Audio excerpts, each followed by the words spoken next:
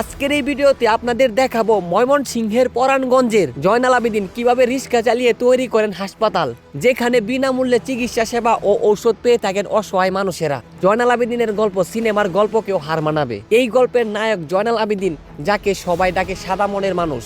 তাহলে চলেন ভিডিওটা শুরু থেকে শুরু করা যাক। আসসালামু আলাইকুম গাইস, কি অবস্থা সবার, কেমন আছেন আপনারা? Hi, I am Raihan. আজকে আমার গন্তব্য ছিল শম্ভুগঞ্জ থেকে পরাণগঞ্জের উদ্দেশ্যে। তো পরাণগঞ্জ আমি প্রথমবার যাচ্ছি, ওইখানে একটা কাজ ছিল আমার। তো চলে আসলাম পরাণগঞ্জ আসার পরে চিন্তা করতেছিলাম যে তো এখানে এমন কিছু কি আছে যেটা আমি ভিডিও করতে পারবো। তারপর এমন একজনের কাছে এমন একটা স্টোরি শুনতে পারলাম, এমন গল্প শোনার পর ওইখানে না গিয়ে আমি থাকতেই পারলাম না। তো ফাইনালি চলে আসলাম পরাণগঞ্জ ইউনিয়নের টান হাসাদিয়া গ্রামে।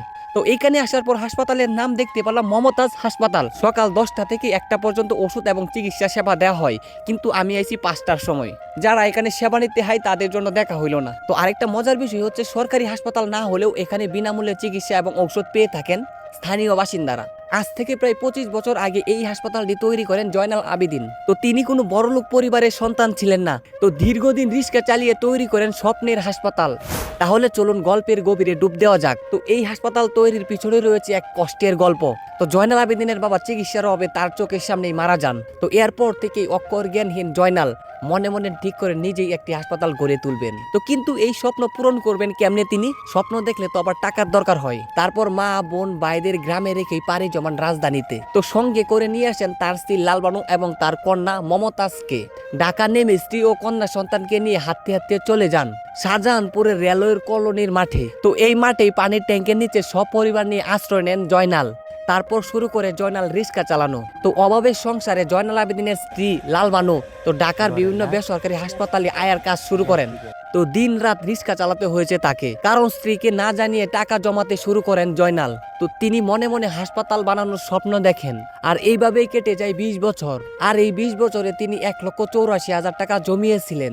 2001 সালে ঢাকা থেকে গ্রামে এসে তো করেন স্বপ্নের হাসপাতাল বানানোর কাজ। তো বাড়ির সামনে অল্প জায়গায় কিনে তৈরি করেন মমতাজ হাসপাতাল। তো গ্রামের মানুষদের বিনামূল্যে ঔষধ ও চিকিৎসা সেবা তৈরি করেন। তো এমন এক মহৎ কাজ দেখে বিভিন্ন মিডিয়া পত্রিকায় লেখালেখি শুরু করেন। তো এই খবর দেশের বাইরেও ছড়িয়ে পড়ে। তো প্রথম আলো থেকে মমতাজ হাসপাতালের নামে একটি তহবিল গঠন করেন। এখানে দেশি বিদেশি সবাই টাকা পাঠাতে শুরু করেন। তো তারপর একটি বিদেশি সংস্থা এই প্রতিষ্ঠানের নামে 15 লাখ টাকা অনুদান করেন। তো কিন্তু এই অনুদানের আগে তিনি রিক্সা চালিয়ে ওষুধপত্র কিনে নিয়ে আসতেন, আর ওইগুলাই গ্রামের মানুষদেরকে দিতেন। তো অনুদানের টাকা দিয়ে বেশ কয়েক কাঠা জমি কিনে এই হাসপাতালটা তৈরি করেন। এর পাশেও তৈরি করেন একটি প্রাইমারি স্কুল। এই প্রাইমারি স্কুলটি এখন বর্তমানে সরকারি হয়ে যায়। তো প্রথম অবস্থায় যখন এই স্কুলটি চালু করেন জয়নাল আবেদিন, তখন এই অবস্থায় ছিল না। তো ভাঙাচোরা একটি বাড়ির মধ্যে স্কুল পড়ানো হতো। তো আস্তে আস্তে যখন স্কুল স্টুডেন্ট বাড়া শুরু হয়, তখনই সরকারি হয়ে যায়।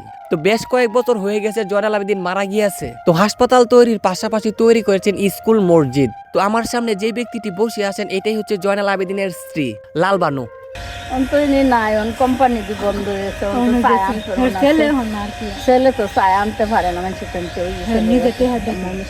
তো গল্প এখানেই শেষ না। তো জয়নাল আবেদিন মারা যাওয়ার পর বিভিন্ন ওষুধ কোম্পানি ওষুধ দেওয়া বন্ধ করে দিয়েছে। তো এখন অনুদানের টাকা আর আসে না। তো বাবার তৈরি করা হাসপাতালে হাল ধরেন তার ছেলে জাহিদ। তো তিনি এখন সুইডেনে চাকরি করেন। তো জয়নাল আবেদিনের ছেলে জাহিদ প্রবাস থেকে প্রতি মাসে মাসে টাকা পাঠান, আর ওই টাকা দিয়ে গ্রামের মানুষের ওষুধপত্র ও চিকিৎসা সেবা দিয়ে থাকেন। বর্তমানে এই প্রতিষ্ঠানটি দেখার জন্য 2-3 জন রয়েছে। মানব সেবা হচ্ছে সবচেয়ে বড় সেবা। জয়নাল আবেদিনের এমন কাজ দেখে আমি খুবই মুগ্ধ হলাম। মানুষের টাকা পয়সা থাকার পরেও এমন কাজ করতে চায় না। মানে এই দেশে যে চেয়ারম্যান কুটিপতি, আমার হাজবেন্ড 1% জায়গাও নাই। স্কুলের নামে 3 কাঠা, মসজিদের নামে 1 কাঠা, হাসপাতাল নামে 5 কাঠা। যত এই হাসপাতালই চলবো, দেখি আর আমরা গৃহস্থিতে রলে। তো জয়নাল আবেদিনের স্ত্রী লালবানুর সাথে অনেকক্ষণ বড় গল্প করলাম। তো শুনলাম তাদের জীবন সংগ্রামের গল্প। তো এইটাই হচ্ছে সেই জয়নাল আবেদিনের বাড়ি। তো এত বড় বাড়ি থাকলেও লোক সংখ্যা মাত্র 2 জন। তো আমি গিয়েছিলাম ভিডিও করতে, তারপর আন্টি দেখে তাদের বাসার সবকিছুই দেখাইতেছে আর সবকিছুই বলতেছে। তো বিষয়গুলা খুবই এনজয় করলাম। তো আমাকে বলতেছিল যে খাবার দাবার খেয়ে যেতে, আমি বললাম না। তারপর তারা জোর করে নাস্তা দিল। তো চাইলে এই মহৎ কাজের জন্য আপনিও সাহায্যের হাত বাড়িয়ে দিতে পারেন। তো আজকের ভিডিওটি এই পর্যন্ত। যদি ভালো লাগে লাইক কমেন্ট শেয়ার করতে কখনোই ভুলবেন না। আল্লাহ হাফেজ।